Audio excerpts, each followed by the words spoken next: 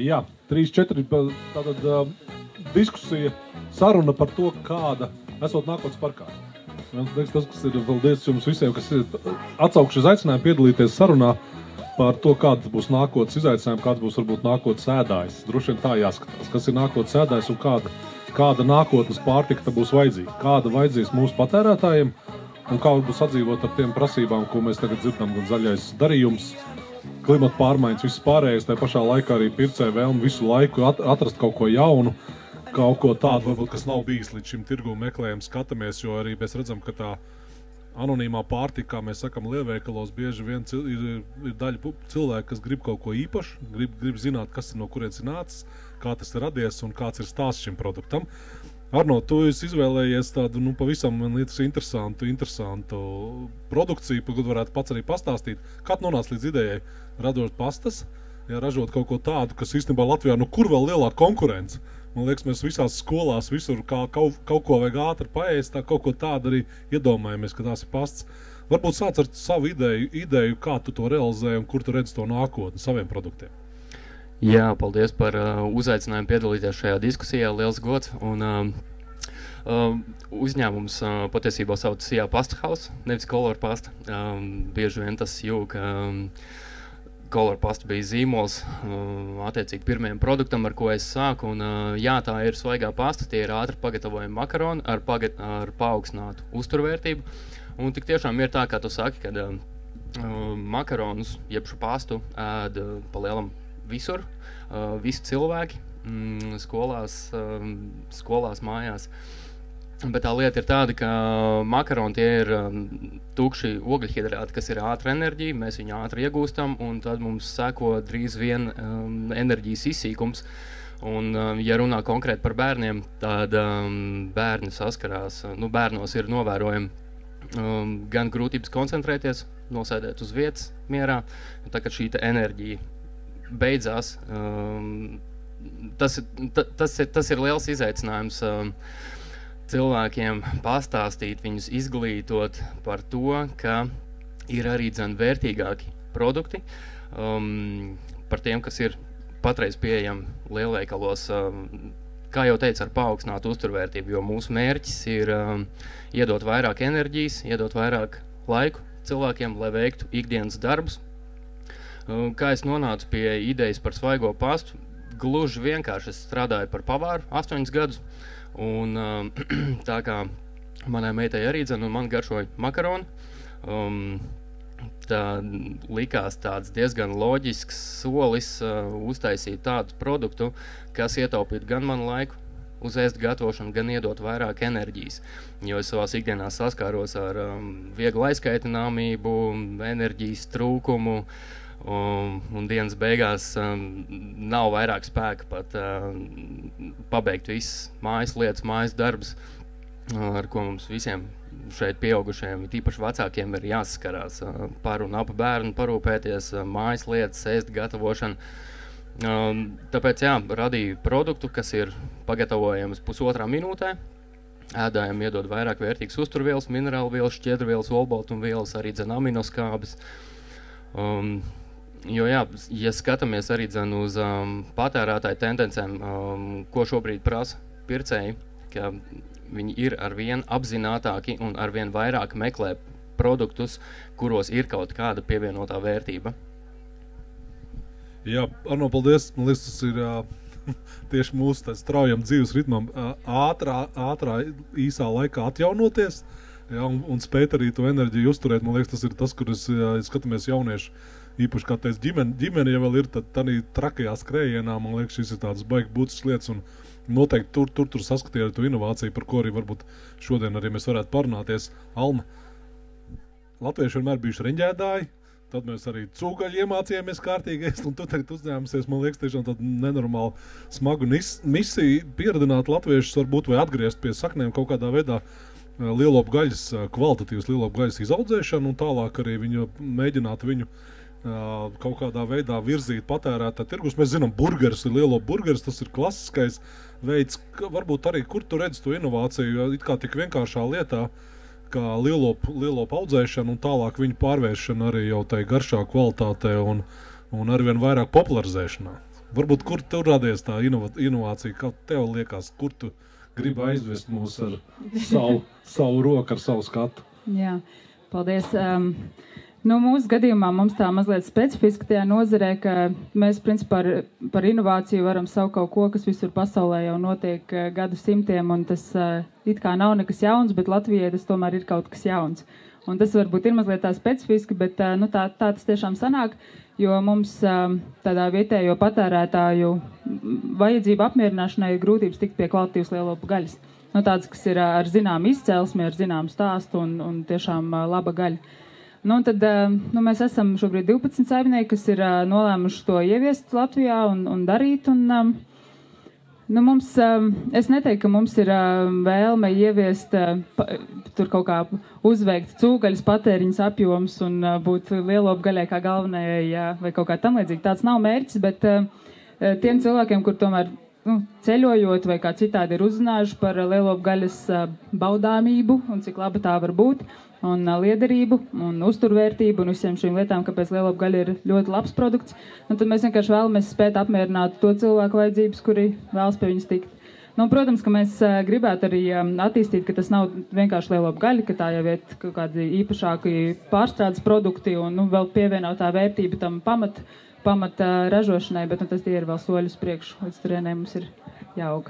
Es tev uzdošu vēl vienu jautājumu. Man kā arī piensaimniekam tas vienmēr interesējas. Lielops, mēs te daudz runājam par zālāju atjaunošanu Latvijā. Pļavām un skaidrs, ja paskatos kaut kādu skandināvu, tagad jaunās pārtikas stratēģijas, kā viņi domā samazināt tieši cūgaļas patēriņu, tad lielops manā skatījumā ir tas, kas to zāli dabīgi izmanto. Un arī man tiešām bija priekš lasīt dažus jau pēdējos no Vācijas zinātnieku atzinumus, ka lielops tas ir dabas sastāvdaļa, ka tas nav kaut kāds mākslīgs pārtikas industrijas radīts posms, kas te ražo emisijas. Kad arī, vai tu redzi, kad, jo, piemēram, es skaties cūgaļu, viņi absolūti no graudiem atkarīgi, tur nav variantu. Īri, viņi saka, mēs vienkārši lopus audzējam, tāpēc, ka mums aug zāle, tāpat kā Jaunzēlanda.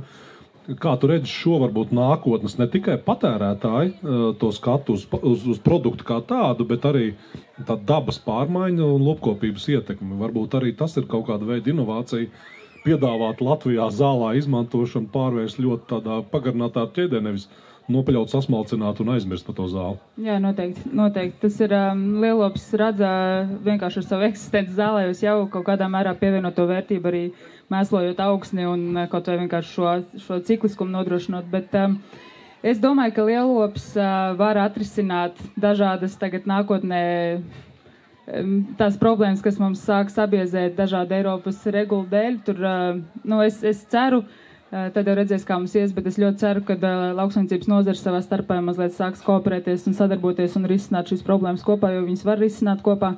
Bet tas jau ir sarežģīts temats, kur ir pamatīgi jāiedziļinās, lai izskaidrot. Bet es domāju, ka lielopam ir sava vieta, tas noteikti nav nekāds vēlns vai kāda cita, būtne, kas būtu kā ļauna radība uz šīs zemes. Lielops tomēr ir ģenētiski veicināts un attīstīts tam, lai izmantotu zālē platības, un tas, ko ar jebkuru ārzemju nobarotāju, kurš ražo lielopu gaļu, uzaicinot uz Latviju, viņiem tas šoks ir, kāpēc mums ir tik maz lielopu, jo mums ir tik ārkārtīgi daudz zālāju, un mums joprojām ir ārkārtīgi daudz neizmantoto platību. Un tur var ļoti, ļoti lielos apjomos ražot lielopus un kvalitīvu lielopu gaļu, bet tas mums šobrīd nenotiek. Cerams, ka attīstīsies, cerams, ka mēs ar savu darbu varētu to kaut kā veicināt un darīt, bet mūsu nozarē ir ļoti, ļoti, ļoti daudz darba un ļoti tāds neizmantots potenciāls vispār visā pamatražošanā. Jā, ok, paldies. Es domāju, ka tas stāsts, jo viņš noteikti, kā tu teici, viņš starpnozara līmenī droši vien virzīsies, kustēsies, bet droši vien arī vienmēr tās cīņas par to, kā tad kas ir pie kādām procesiem vainīgs vai nevainīgs, jā, to droši vien mēs arī kopā runāsim. Pārējiem pie Jāņa, pie piena, jā, ļoti tuvu stāvoši lielopu gaļas audzēšanai, droši vien pat ļoti, ļoti piens un inovācijas. Protams, ko var pienā jaunu izdomāt, ja piens ir izpētīts no visām pusēm un visādos veidos, bet tā viens no pamatproduktiem ir bijis droši vien jau no mazuma bērniem. Kā tu redzi vispār pienā kaut kādas lietas, kas varētu dot varbūt arī pilnīgi jaunu skatu, varbūt arī ar ko varētu Latvijā kaut kas būtu aiziet tāds inovatīvs? Jā, paldies par uzaicinājumu. Labdien visiem!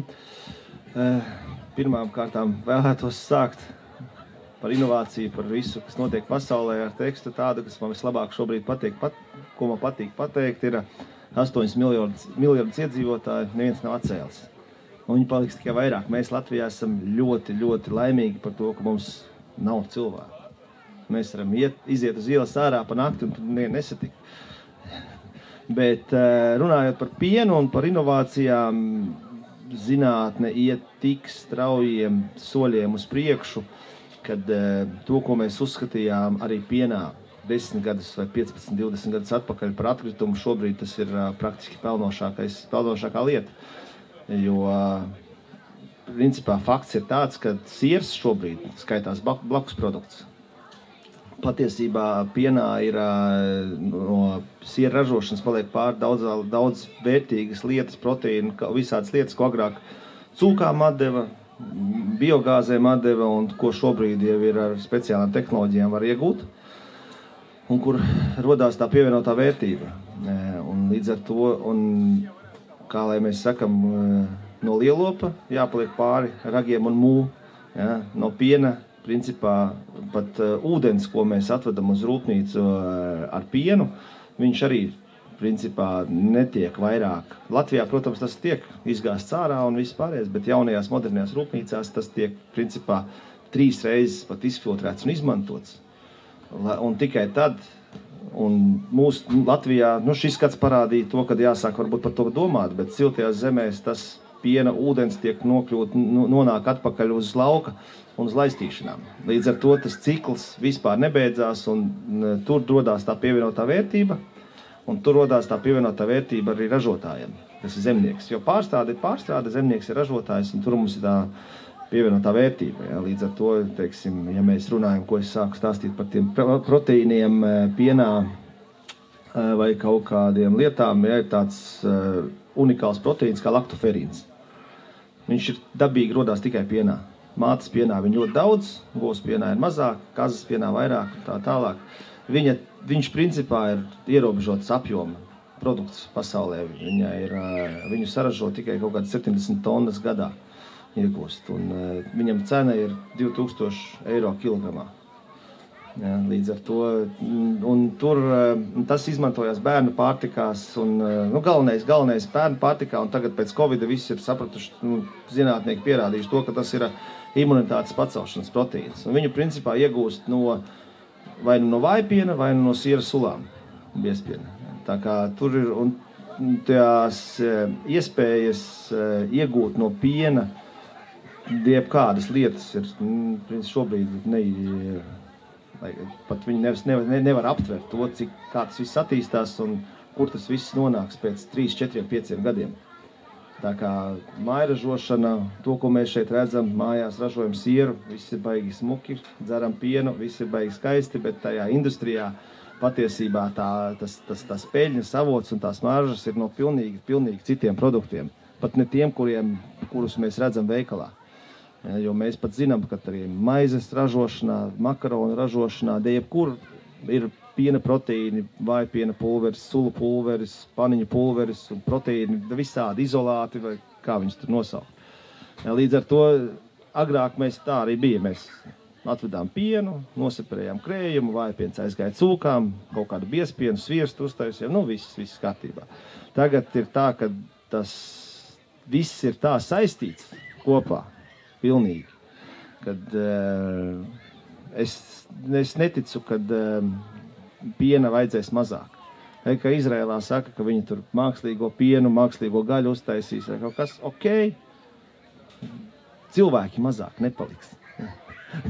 Latvijā pagaidām var būt, kamēr ietvērsim darba tirgu, ja? Bet pa lielam Indija, Ķīna, tur viņi neapstājās. Jā, es sadzirdēju no tevis vienu tēmu, kad ēdiens kā zāles. Man liekas, tas ir tas, kur mēs tiešām daudz varbūt grēkojam attiecībā. Jā, arī kā teica par enerģiju un vispārējo, kas ir ārkārtīgi būtiski, ko mēs ēdam. Un īstenībā arī pēc Covid daudzas lietas par pārtiku ir pārskatītas patiesi. Un tas, man liekas, ir tāds vērā ņemams fakts. Bet to arī pārstāv zemnieku īpašumā esošu rūpnīcu arī tiek būvēts jauna, inovatīva rūpnīca. Kā tu redzi varbūt šo lomu sadalījumu, kur mēs bieži vien cīnamies zemniekam, tur jāslauc govis un pārējais viņam nav jāzina, tad tur ir pārstrādātājs pa vidu veikals. Varbūt cik tu redzi šai sadarbības veiksmīgai nākotnei, sadarbības starp visiem ķēdes posmiem, ja, līdz pat no zemnieka lauka līdz patērētāja galdam. Kā tu varbūt jūti, cik svarīgi ir šie visi posmi, lai viņi tiešām strādātu savstarpēji saistīti un uzticēties galvenais viens otram? Gribēju tieši pateikt, galvenais ir uzticība, jo pašā sākumā tāpēc katram jādara tas, ko viņš prot darīt. Zemniekam jāražo kvalitīvs piens, pārstādē jāsražo, pārdevējiem jāpārdod. Bet mums tā problēma ir tā, ka mums tā uzticība starp tiem ķēdes posmiem šajos gados ir palielinājusies, samazinājusies. Šobrīd mēs šo jauno rūpnīcu 3. reizi vai 4. reizi, varētu teikt, mēģinam atkal spērt soli, lai šeit Baltijā, es nesaku Latvijā, Lietuvā, Igaunijā, Baltijā mēs kaut ko mainītu.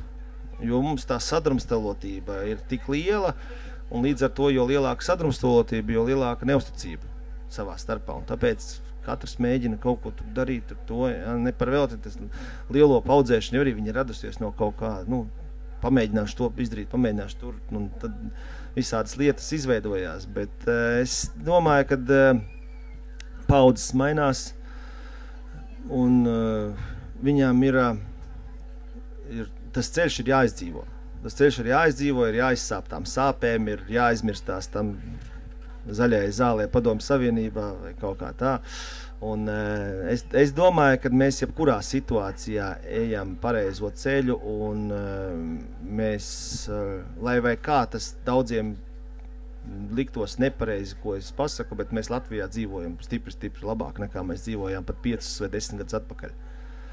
Tā kā, tas varam mēs valdību lamāt un visu pārējo, bet mēs dzīvojam labāk, draugi. Ja, un tam progresam nav, tas viņš nevar apstāties. Ir vienkārši, ir tiešām mums Latvijā, un to, ko teica ēdiens kā zāles, arī zāle, bet, saprot, mēs dzīvojam ilgāk.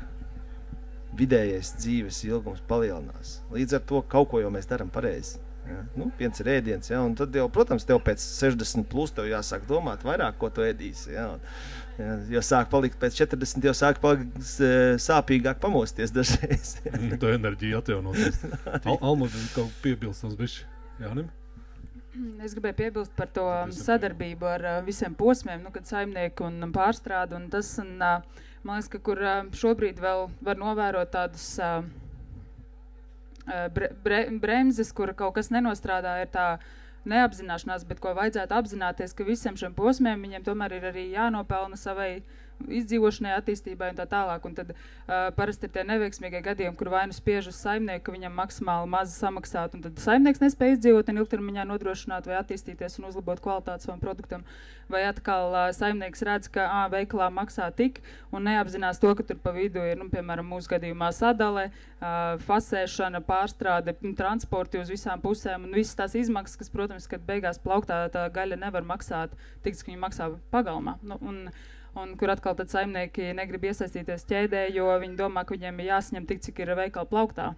Kad nav šī apzināšanās, ka katrs solis tālāk, tas pats pamats ir radīt to lauksaimniecības produktu, kas ir katrā nozarē cits, bet mūsu gadījumā gaļa.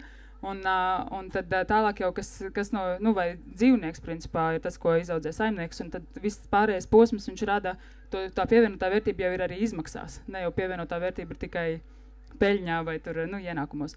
Un šī kaut kāda tā izpratne par to, ka jāciena ir visas ķēdes posmi, viņiem visiem jāļauj dzīvot un attīstīties, mazliet, manuprāt, vēl iztrūkst.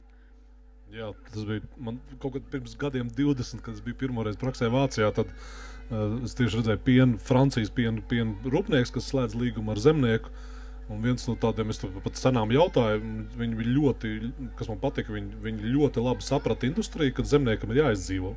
Tāpēc tā cena vienmēr tiek skatīties līdzi. Protams, tirgus arī savas lietas regulē, bet viņi saprot, ja nebūs tas zemnieks, tad nebūsim mēs. Jā, tā kā skaidrs. Paldies, Eno. Arī bija tevis pie biznesa. Tu esi arī milzu radītājs. Tu esi, jāsaka, inovators un arī tavs uzņēmums atrodas šeit, netālu, es saprotu, pāris 100 metros no šejienes. Tava radītā ideja. Biznesa vienmēr rodās veiksmīgs bizness, kad tu redzi nākotnes patērētāju vajadzību. Un kā tu varbūt redzi šo nākotnes patērētāju vajadzību? Un, tiešām, kā mēs redzējām, Latvijai milz potenciāls. Gan zaļums, gan tīrība, gan vēl kaut kas tāds. Un arī cilvēki mums ir gudri izglītot un strādīgi. Kā tu redzi varbūt to Latvijas nākotnes potenciālu, inovāciju kopumā? Ko mēs varētu pārsteigt pasauli? 8 miljardus, kā Jānis teica. Labdien visiem, man prieks, paldies, ka uzaicināja arī, un man ļoti interesanti bija klausīties arī, ko kolēģis saka. Tas, ko es personīgi redzu, kad viennozīmīgi Latvijai vajag koncentrēties uz eksporta tirgiem, tāpēc, ka, kā mēs zinām, Latvija ir maziņa, mīļa, bet maziņa, un patēriņš šeit tik liels, cik viņš ir. Un savukārt, attiecīgi, ja mēs vēlamies konkurēt lielajos tirgos, tad mums ir jābūt diezgan, kā saka, ātriem un inovatīviem, ja? Un, lai savukārt redzētu, kurā virzienā virzās tātad nākotnes patērētājs, tad vai skatīties tātad, kurā virzienā virza sabiedrību, tad mēs, piemēram, esam Eiropas Savienībā. Eiropas Savienība tādi nodeklarējas savus pīlārus, ko viņi tātad saskata nākotnē, tas nozīmē, ka tie veicinošie faktori. Un savukārt, tātad, ja viņi veicina mainīties sabiedrībai kaut kādam, tad attiecīgi domāt par ilgtspēju, strādāt efektīvāk, ko mēs šeit arī šodien dzirdējam, pienrūpniecībā, piemēram, neliet pienu sārā, bet mēģināt izvilkt visu no visiem, kā saka, ūdeņiem, visu ārā, visu vērtīgo, ja? Tāpat tās arī ne tikai vienkārši izaudzēt lopiņu, bet arī sagatavot burgerus, pārstrādāt, tad tā visa ir pievienotā vērtība, tā kā nelaist viņu projām. Tāpat tās arī par makaroniem, kas, piemēram, tad ir svaigie makaroni. Šīs visas lietas, teiksim, rada tā kā pievienoto vērtību priekš mūsu, kā saka, produktiem, kuri principā un ir jēgpilni tais pašā laikā, lai varētu konkurēt eksportā. Un eksportā bez inovācijām, principā, vai arī kaut kādiem, kā saka, diferencēšanos vajag meklēt savu inovāciju perspektīvu, un tas nozīmē automātiski, ka tā ir vienīgais veids, kā mēs varam arī konkurēt. Tad mums ir jābūt diezgan, kā saka, inovatīviem, jāskatās nākotnes perspektīvā, kur virza sabiedrība. Attiecīgi, tur būs arī atradīsim atbalstu, bet tas ir būtiskākais trešais elements, tās ir zināšanas, tātad gan kur virzīties, tad rast idejas un automātiski tātad zināšanas, kas pārvērst tātad attiecīgi produktā, pakalpojumos, risinājumos, un atkal neaizmirst par šo te, kad ir ilgtspējība, ne tikai ilgtspējība attiecībā uz zaļo domāšanu un perspektīvu, bet arī ilgtspējīgi, lai radītu ilgtspējīgi, konkurēt spējīgus produktus. Tas nozīmē, ne tikai šodien, un tagad es spēju konkurēt, rītdien nevarēšu. Tas nozīmē, ka jo lielāku, teiksim, vai kā saka, lielāku zināšanu bagāžu mēs ieguldīsim savos resursos, jo viņš būs ilgtspējīgāk konkurēt spēja. Tas tā kā būtu tā kā formula, principā, izveidojama, ar ko arī varētu, teiksim, konkurēt, tā kā tas tāds īsais. Man visu laiku tāds iekšējs jautājums bija, kas vērojot arī cenas, tagad strīdās ar lielveikali, kurš tur lielāks uzcinājums liek, par nākotnes, teiksim tā, mēs varam radīt ļoti ekskluzīvu burgeru izaudzēt Mēģenē, bet viņš laikam maksāja $2000 kaut kur dzirdēja kaut ko, ja? Un kā jums šķiet šis stāsts, kad mīts vai kas tiek radīts, kad tur ārkārtīgi veselīgi pārtika ēdīs tikai tie, kas varēs atļauties to samaksāt, jo tas maksās baigi dārgi, un pārējie ēdīs kaut ko ļoti industriāli, ļoti, pa lēto, tur izaudzēto, kur viens vien dzird šos svarus, ja, kurš tad kāds tad būs, un tad aizbrauc uz Somiju, kas ir laimīgākā zeme pasaulē, jā, vismaz pēc viņa aptaujām, un tur es redzu kaut kādu milzīgu tādu sabiedrības vienošanos, es jūtu tādu 70 gadu garumā jau pēc kara, ka viņam ir ļoti sakārtot iekšējā valsts, piemēram, skolnieku ēdināšana viens tāds sīkums, bet viņi viennozīmīgi viņi bērniem dos labāko, ko viņi var radīt savā valstī. Un tā ir vienošanās panākt, jā, un es domāju, no kurienes tas miers un tā laime rodās, ka tev ir sakārtot iekšieni, ka tev ir viss šeit sakārtots ļoti labi, tad tu vari būt spēcīgs arī ārpusē, eksportēt un pārdot. Jo, ja droši vien šeit radi kaut ko tādu, kas nerada apmierinātību iekšienē, arī ārpusē diezvēl būs labi. Kā jūs katrs komentētu šos Latvijas izvēli? Mums ir maza valsts, bet man liekas, mēs būtu pelnījuši ēst pašu labāko, pašu kvalitatīvāko, pašu foršāko un tik tam klāt. Jā, dažādos līmeņos, kaut vai sākt ar mūsu jauniešiem, jā, kur mēs redzam liekā svara problēmas parādās visos indeksos. Un tālāk arī jau tā spēja pārdot pasaulē, jo potenciāls zeme, ūdens, viss, kas mums ir tiešām ļoti liels. Kaut vai par to pašu Holandu vai Īriju, ja mēs salīdzamies.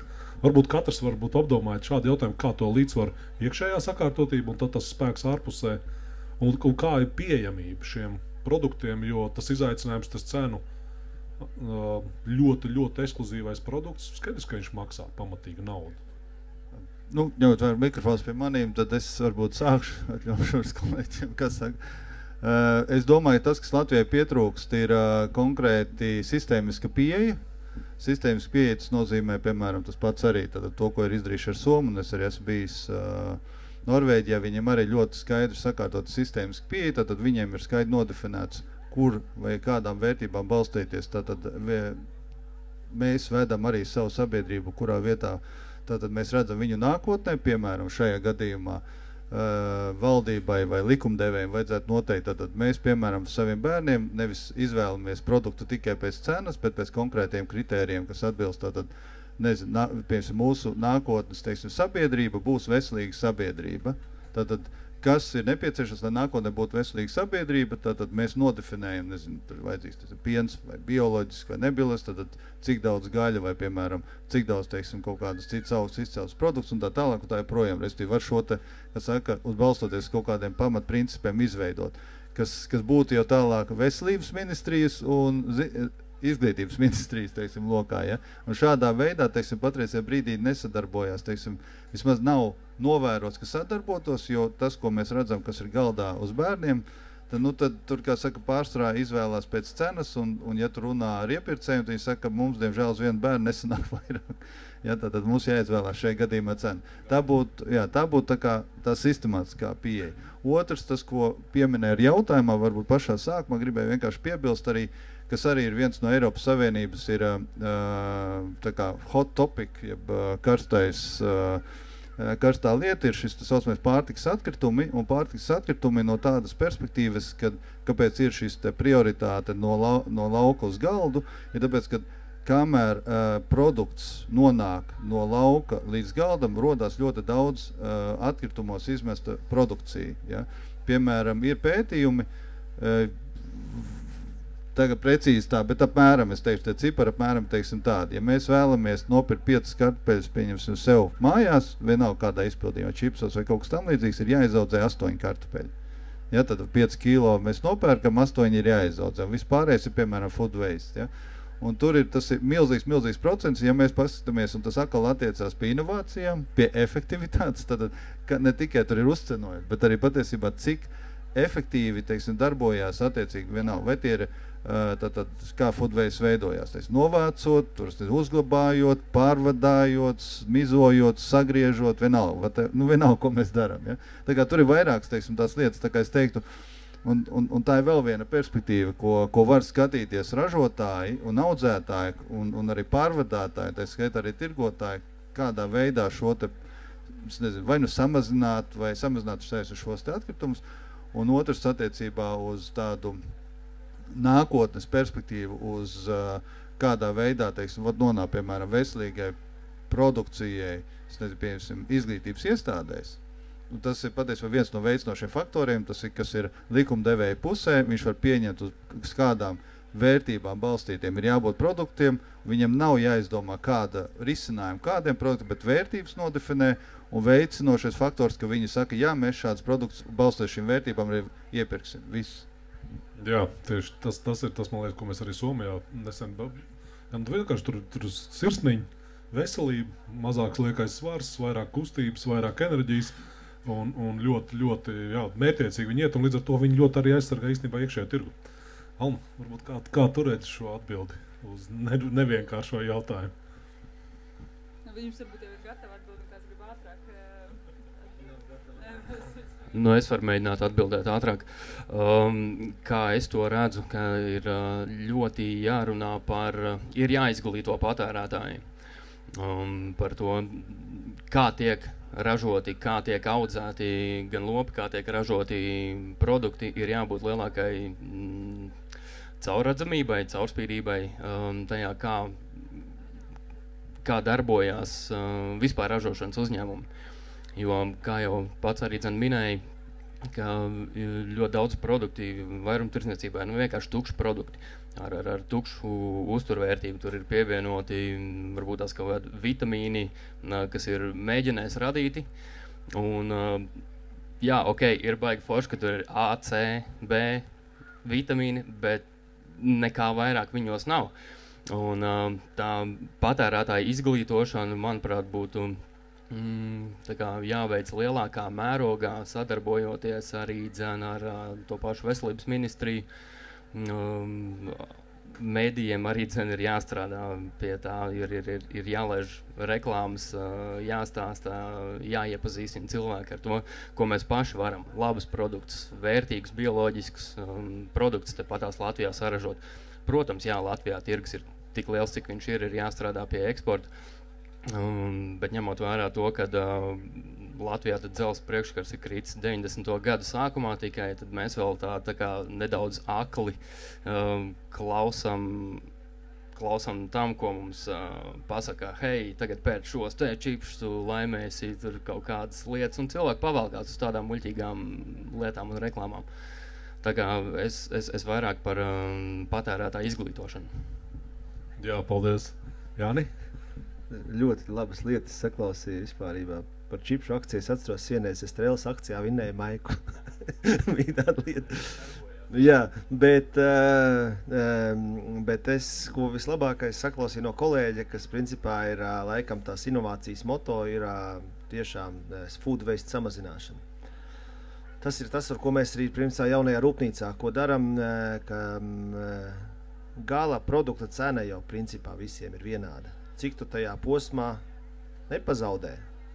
Tas ir tā nauda, ko saņem zemnieks vai pārstrāde vai pārdevējs. Ja? Jo par to food waste mēs runājot, ja mēs zinām, ir zemnieki, kuri uzskata, ka tas ir normāli, ka man 20% skābarības, es izmetu viņu. Sapelēju, nenosēdu, neuztaisīju, 20%, 5000 tonnas pieņemsim, vai 10 000, kosmiskā nauda. Tāpat, teiksim, es neesmu bioloģiskās, laikam, piekritējis nekas, bet es vienmēr esmu uzskatījis, ka lētāk ir barība aizvest pie govs, nevis viņu izdzīt ganos. Jo govs principā ir lielops, viņš 30% sapēda, 70% samīda.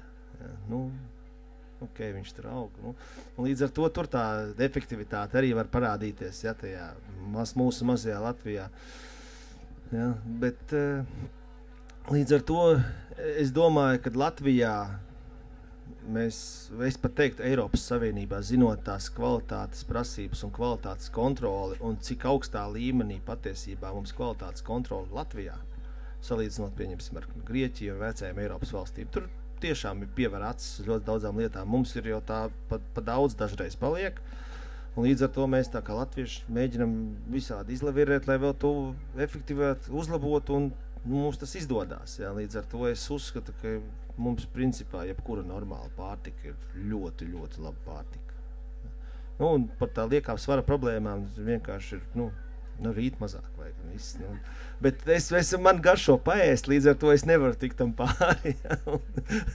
Man fermā kā bullis piedzimst, es jau redzu, kā viņš uz grila grilējās.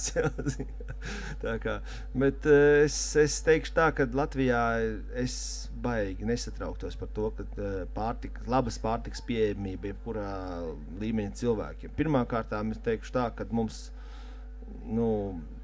ko nozīmē, masturīgie cilvēki vai mazāk atalgotie cilvēki, tā ir, teiksim, pat dažreiz Latvijā šobrīd aizgājis līdz tā, ka tā ir cilvēku pašu izvēle, jo darba ļoti daudz, darbinieku nepietiek. Eiropas Savienībā vispār uz vienu darbinieku 2 darba vietas. Cilvēki vienkārši jau ir izlaidušies, ja visi grib būt tiktokeri, visi grib būt influenceri, ja, strādāt jau neviens negrib. Aizēja tagad slaucēja fermā slaucēja 2000 eiro uz rokas. Ko tu vēl vairāk gribi Latvijā, draugi mīļie?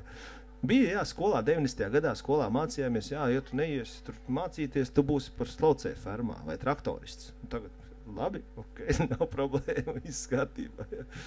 Tā kā tas ir cilvēku pašu izvēle, te tiešām, kā tu teici, ir jāizglīto jau no skolas, ja, bet es nezinu, kad atkal tas mainīsies, kad bērniem sāks parādīties pienākumi un beigties tās kosmiskās tiesības. Jo tagad visiem ir tiesības un nav pienākums. Un tad mēs skatāmies, savu valdību kaut ko iedos. Tas varbūt iedos. Tas, kaut kā cerams, ka tās paudzes, ja tas dzels priekškars mums krita ātri, ja, un tad tie cilvēki mainījās, un tiem cilvēkiem, kam tagad bērni iet skolā, ja, viņi bija varbūt apdalītāki 90. gados, un tagad grib iedot tiem bērniem daudz vairāk nekā varbūt viņam nepieciešams. Ja, tur man tas viss, viss, jo tu jau šobrīd vari dabūt visu. Nav tā, ka to nav nekā, ko tu gribētu. Ja, ar helikopteru lidos to cilvēku. Ko jūs gribiet? Tā kā tā. Okay. Paldies, Alma. Es piekrītu, protams, par to patērētāju, cilvēku vispār izglītošanu, un viens ir tā ražošanas daļa, bet tas, ko es runājot ar pusauģiem, esmu piefiksējis, ka nav jau vispār nekādas saprašanas par veselīgu uzturu un ēdiena proporcijām, kādām būtu jābūt un tam līdzīgām lietām, kad jaunieci domā, ka man vajag notievēt, tāpēc ēdīšu tikai čipšus. Jo tas, ka ir kaut kāds tās absurdās lietas, kur vispār nav nekāda saprašana, ko ēdiens dod un kas viņā ir un kas ir vajadzīgs, ko no tā paņemt.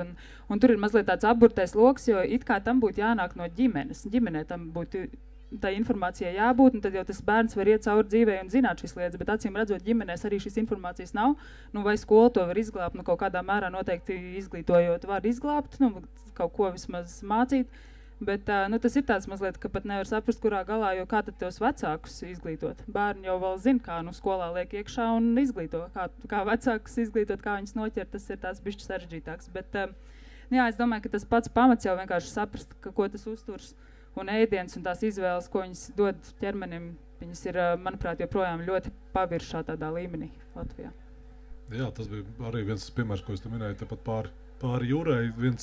Kad pamatā viņas to ceļu mācījām skolnieku, ēst pareizi, un ar cerību, ka viņš ģimenē turpinās to darīt, un viņa bērni to darīs. Jo pareizi ir, ka bērni reizēm mēģina iemācīt vecākus, bet ja vecāks to vajag, maucam tur čipšos, ja, un tad tas ir viss, kur tā ātrums, laiks un viss ierobežojas, tad šī ilgtermiņa, kāda man liekas, te nav teicis, ja viss tas ir tāds ilgtermiņa soļi, ja bērni iemācās pareizi droši vien ēst, un tad arī ģimenē viņš tālāk to turpinās. Labi, mēs esam diezgan jau laiku jau esam nodzinājuši, līdz mums Normons dzīs projām par nākotnes parku. Varbūt katram vienu īso stāstu nākotnes pārtika. Kā jūs redzēt, 2050. gads droši vien, ja, paskatīsimies tā bišķi tālāk, kaut gan tagad jau Eiropā jau tas jau ir tuvu jau nākotne, kādu jūs varbūt redzēt, ja, un varbūt arī Latvijas vietu tanī visā. Zin kā, ja sāksim runāt par nākotnes, jāatklāja visu savus kārtas, ko mēs plānojam ražot, tā kā tas tā viss tā nestāstīsim, jā. Bet tā vienkāršā versijā es teiktu tā, ka ļoti labi pastīties un ļoti patīk pašam personīgi visu laiku atkārtot un apstīties Eiropas Savienības vīziju, kurā virzienā viņa virza, un tur patiesībā ļoti labi var redzēt kādā perspektīvā tas tā tiek skatīties tiešām līdz kādam 50 gadam. Es domāju, ka Latvija var ieņemt diezgan labu un vadošu lomu, tikai, kā saka, mums pašiem iekšienē, es teiktu, sākot ar likumdevēju, kurš norāda tātad kurā virzienā virzīties, jo mums ir jāskatās tiešām ne tikai, kā saka, šeit uz vietas, bet mums jāskatās no šejienes uz āru, tāpēc, ka tā ir iespēja, kā mēs varam savu ekonomiku palielināt, tātad caur eksporta iespējām. Un tā kā es teiktu, ilgspējīgam risinājumam un tāda formula, ko es mīlu vienmēr atkārtot, ir ļoti vienkārši tad atrisinam, kā saka, problēmu un neapgrūtinam sistēmu. Tas būtu tā kā vienkāršākā veidā, kā pateikt, kādam jābūt ideālam produktam, un tad tas nozīmē to, ka, piemēram, un viņam arī būs ilgspējīgs risinājums. Tāds labs piemērs ir mums mašīnām, visiem ir atslēgas, kā mēs atceramies agrāk, iespraudām durīs, atslēdzām, iekāpām mašīnām, iedarbinājām, un tātad problēma ir atslēga, tagad mēs pieejam pie mašīnas, mašīna atvarās, jo atslēga kaut kur kabatā vai somiņā, piespiežam pogu un braucam. Tātad šis ir tiešām ilgspējīgs risinājums, un viņam arī, kā saka, ir iespēja nākotnē attīstīties, jo jau var atslēgu telefonā var ieinstalēt. Ja? Un savukārt, ja ir apgrūtināta sistēma, tad jāatcerās, ka mēs dabūsim motivēt, tad maksāt naudu potenciālam lietotājiem vai patērētājiem, lai strādāt pie motivātora, lai viņš tad lietot šo te produktu. Un tāds labs piemērs šajā gadījumā ir depozītu sistēma, kur, kā saka, mēs savācam tukšās taras un pa 10 centīmiem dabonam naudiņu apakaļ, jo mēs viņus nododam. Ja mēs izslēdzam ārā šo te motivātoru, tad 10 eiro centus, diez vai mēs stāvēsim rindā un nodosim tukšo tāru. Tad šeit uzreiz redzēt, tad šis ir atrisināta problēma, bet nav ilgtspējīgs risinājums. Tad viņam principā jāstrādā vēl pie šī risinājuma nākotnes perspektīvā būs jebkurā gadījumā. Jā, paldies. Un tālāk? Man gribētos domāt, ka tāpat kā 30 gadus atpakaļ atveroties robežām, visu ķēru un grābu, visu importā un no ārzemēm ir labāk, un tagad testējam visu, kas ir tur ārā.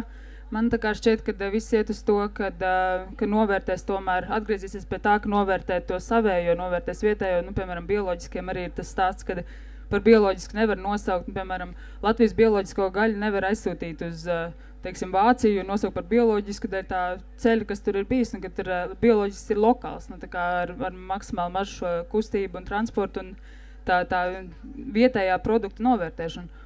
Man tā kā šķiet, ka es ceru, ka virzība tomēr iet uz to, kad apzināties tās vērtības, kas ir vietējos produktos un rakt dziļāk to kvalitātē un attīstīt to, lai, ja es domāju tādā Latvijas kontestā, kad zinot, cik zaļa un tīra mums tomēr tā ražošana šeit ir, es neticu, ka kaut kur citur var saražot, īpaši, es nerunāju par kādām īpašām tur laboratorijas produktiem, bet, normālās pamatlauksniecības produktus lieliskā kvalitātē var izaudzēt Latvijā.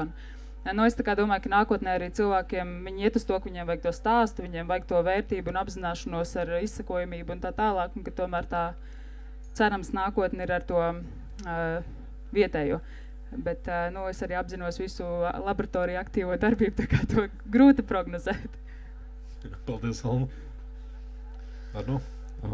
Jā, es vēl domāju, ko varētu papildināt, kāda varētu būt nākotnes pārtika.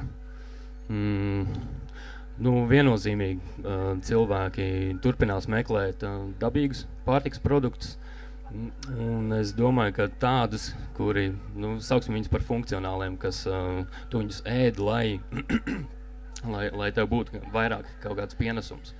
Vai tā ir tā pati uzturvērtība, vai tas ir īsais pagatavošanas laiks, vai arī tie produkti ir bioloģiski, lokālas izcelsmes. Vienmēr būs vajadzība pēc šādiem te produktiem, tāpēc es domāju, ka mazie ražotāji nekur nepazudīs. Ir tikai jāspēj maziem ražotājiem ieviest vēl kādas papildus inovācijas, kas tad arī varētu būt kā tāds strateģisks solis, lai radīt vēl kaut kādu papildus pievienoto vērtību, diferenciētu savus produktus, tirgu, piedāvājumu, paplašinātu. Mazie nekur nepazudīs. Nākotnes pārtika strādās mūsu labā. Labi, paldies. Jāni? Es par nākotnes pārtiku laikam nemācēšu spriest. Principā es domāju, ka viņa būs tāda pati, kā viņa šobrīd, bet es būšu tāds drusku pesimistiskāks un teikšu, ka 2050. 70. gads būs lielākā vērtība Latvijā būs ūdens, dzeramais ūdens, jo pasaulē viņa sāk palikt arvien mazāk un mazāk. Un līdz ar to nākotnes, izaicinājums būs, kad mēs Latvijas eksporta produktus, kāds visdrīzākais sāks ļoti daudz eksportēt ūdeni, un mums jābūt gataviem to drusku piebremzēt. Jo tas, ka kukaiņus audzē žāvē proteīnam, tas jau tagad ir, tur, man liekas, ka Izrēla vai kaut kas tur jau nopatentē, ka to var, jā. Latvija arī kaut ko audzē, jā, tur Eiropas kursu, es tur teiktu tā, ka Holandē nomainījās valdība dēļ, tā visa, to viņa atkal tur būs bardaks sāksies, un es domāju, ka viņi uztaisīs kaut ko atgriezenisku. Jā, tā kā tos pamata lietas jau, gaļu un kartupeļus jau mēs turpināsim ēst, jā. Paldies Kristoferam Kolumbam, kas atveda tos kartupeļus, jā.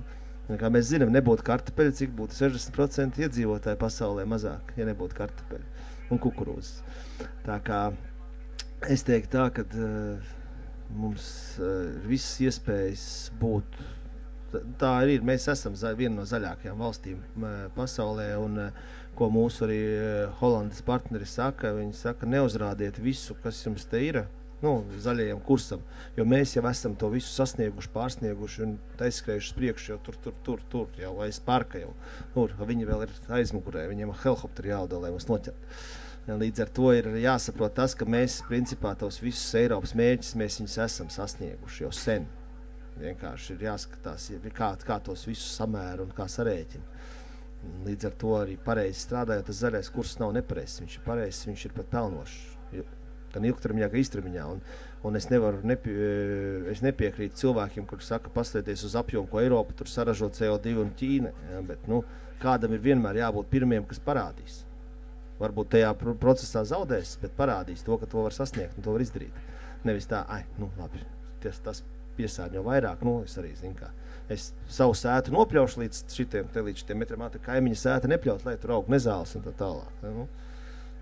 Tā kā bišķiņ, tā arī ir skolā jāsāk mēģināt cilvēkiem, bērniem tā domāšanu mainīt, un tad jau tā nākotnes pārtika un viss pārējais izveidosies pats, ko mēs paši gribēsim. Jo mēs jau esam latvieši, mums jau garšo paēst, ja.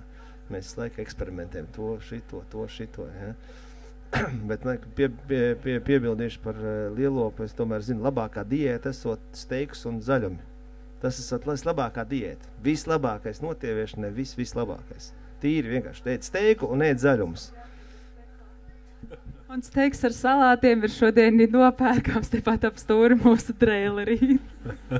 Labi, paldies jums par šo ļoti interesanto sarunu. Man liekas, jā, tas, ko tu teici, tāds labs punktiņš salika, ja viens ir par ūdeni.